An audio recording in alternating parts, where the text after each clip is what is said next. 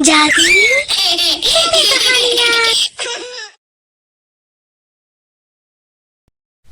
एक गांव में सुमति अपने 2 बच्चे फुलवा और सोनू और पति महेश के साथ रहती थी। 2 महीने पहले महेश का रोड एक्सीडेंट में एक पैर कट गया था। तब से महेश घर पर ही था। उनके पास खाने को पैसे भी नहीं थे।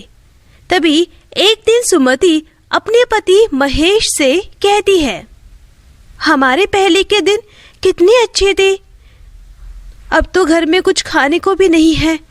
मुझे कहीं काम भी नहीं मिल रहा है। मैं बगल से कांता काकी से कुछ दाल लेकर आती हूँ। सुमति दाल लेने जाती है, तभी कांता काकी कहती है, अरे सुमति, ठकुराइन एक काम वाली देख रही है, तू जाकर बात क्यों नहीं करती? अच्छा ठीक है, मैं जाती हूँ, क्या पता मुझे काम मिल जाए। सुमति ठकुराइन के पास जाती है और काम के लिए पूछती है, अगर तू चाहे तो मैं तुझे घर पर साफ सफाई और बर्तन के लिए काम पर रख सकती हूँ। बदले में तू पैसे और एक वक्त की रोटी ले लिया करना। ठीक है मालकिन, मैं कल से काम पर आ जाऊंगी। और तभी से सुमति ठकुराइन के यहाँ काम करने लगी। एक दिन फुलवा और सोनू को बहुत भूख लगी थी। दोनों बहुत परेशान थे। उनकी माँ अभी तक काम से नहीं लौटी थी। फुलवा दीदी, माँ ठकुराइन के घर से अभी तक नहीं लौटी है। मुझे बहुत भूख लगी है। भूख तो मुझे भी बहुत लगी है। चल माँ को बुलाने चलते हैं। फुलवा और सोनू ठकुराइन के घर अपनी माँ को बुलाने चलते हैं, पर वहां जाकर दोनों का रोना निकल जाता है। ठकुराइन सुमति को झाड़ू से मार रही होती है। मेरा यकीन करो मालकिन, मैंने दूध का पतीला अच्छे से रखा था, मैंने नहीं गिराया मालकिन। एक तो नुकसान कर दिया, ऊपर से झूठ भी बोलती है। सजा तो तुझे मिलेगी। इस महीने के न पैसे मिलेंगे और न ही एक वक्त का खाना मिलेगा। हाँ मालकिन, ऐसा मत करो। घर पर मेरे बच्चे भूखे हैं। उन्होंने सुबह से कुछ भी नहीं खाया। आपके घर से जो खाना मिलता है मैं वही उन्हें देती हूँ। माँ, अरे बच्चों, तुम दोनों यहाँ? माँ, आप आई नहीं थी तो हम आपको देखने के लिए आ गए, पर मालकिन आपको मार क्यों रही है? आप मेरी माँ को क्यों मार रही हो? माँ को दर्द हो रहा है। दर्द हो रहा है तो मैं क्या करूं? दर्द तो मुझे भी हो रहा था। अरे 2 किलो दूध खराब हो गया, इसके पैसे कौन देगा? पैसे की तो ऐसे ही वसूली करनी पड़ेगी ना। चल जा यहाँ से अपने बच्चों को लेकर। आज खाने के लिए कुछ भी नहीं मिलेगा। कल काम पर आना, कल ही मिलेगा। सुमति अपने बच्चों को लेकर घर आ जाती है और उसके बच्चे पानी पीकर ही सो जाते हैं। उधर ठकुराइन बहुत खुश हो रही थी। तू तो बड़ी चालाक है शिल्पा। तेरे हाथ से दूध गिरा और तूने इल्जाम सुमति पर लगा दिया। तो और क्या, वो तो मैंने जानबूझकर सुमति पर झूठा इल्जाम लगाया ताकि पैसे बच जाए। और वैसे भी डराना जरूरी है, वरना सर पर चढ़ जाएगी। वो दोनों एक नंबर के मक्कार इंसान थे। उन्हें उस गरीब पर बिल्कुल भी तरस नहीं आया।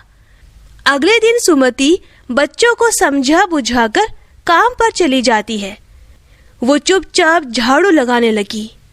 काम करते हुए सुमति को थोड़ी देर हो गई थी तो शिल्पा उसे मारने लगी।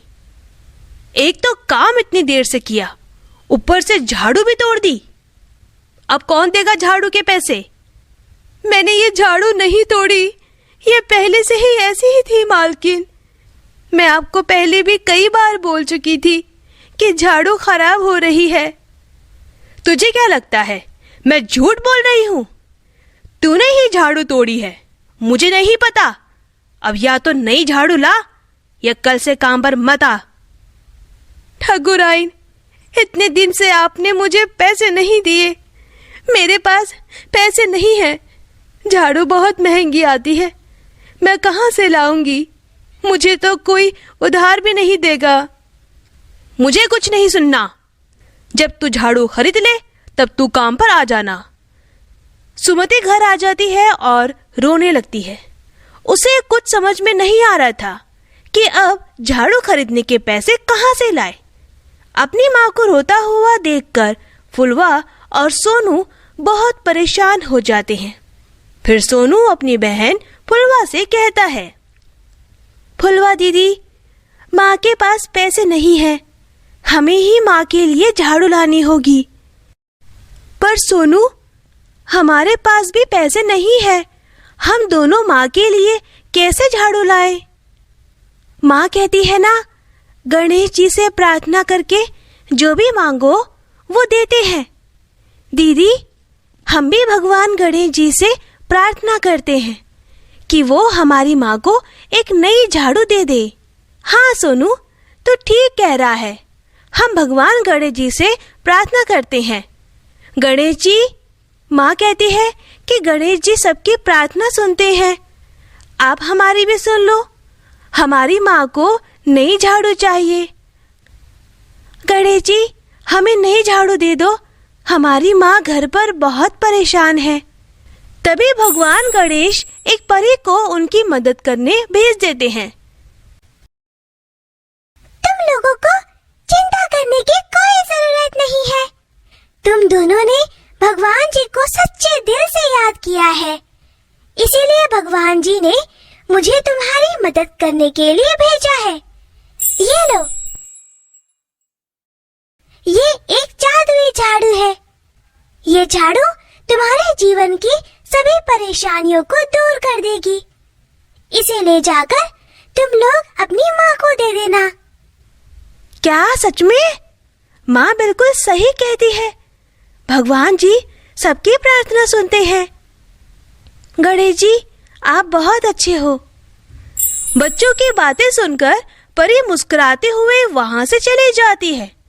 जिसके बाद फुलवा और सोनू वो झाड़ू ले जाकर अपनी माँ को दे देते हैं और उनको सारी बातें बता देते हैं। अपनी बच्चों की बातें सुनकर सुमति के आंखों में आंसू आ जाते हैं। जब वो जादुई झाड़ू को लेकर अपने काम पर जाती है तो शिल्पा कहती है, अच्छा तो ले आई तो झाड़ू, चल अच्छा ही हुआ। अब तो जल्दी से काम पर लग जा, वैसे भी बहुत काम पड़ा हुआ है घर में। और हाँ, जरा ध्यान से काम करना, कल यहाँ बहुत ही कीमती सामान आया है। ठीक है मालकिन। इतना कहकर सुमति अपने काम पर लग जाती है। तभी अचानक से काम करते समय सुमति की झाड़ू एक गुलदस्ते पर लग जाती है और गुलदस्ता टूट जाता है। और ये देखकर शिल्पा के गुस्से का कोई ठिकाना नहीं होता। जैसे ही वो सुमति का झाड़ू छीनकर उसे मारने जाती है, उल्टा वो झाड़ू शिल्पा को मारने लगता है और शिल्पा अपने बचाव के लिए जोर जोर से चिल्लाने लगती है। उसी समय झाड़ू से एक आवाज आती है, अब पता चला तुझे कितना दर्द होता है, और ऐसे ही तुम बेचारी सुमति को मारती हो, तब तुम्हें जरा भी तरस नहीं आता। इसीलिए आज पिटाई खाने की तुम्हारी बारी है।